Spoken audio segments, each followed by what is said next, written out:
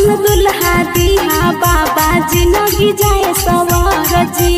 ए बाबा कृपा कर देना जी। जलावा ढारे आइबो बाबा साथे देव घर जी।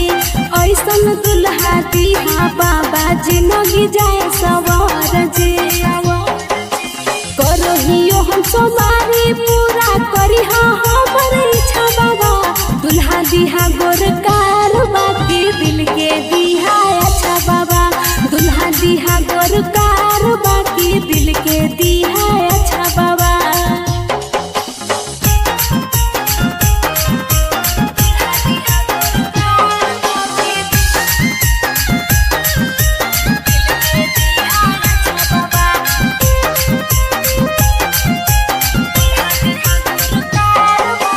खुश रखे वाला चाही मन जुग पसंद जी।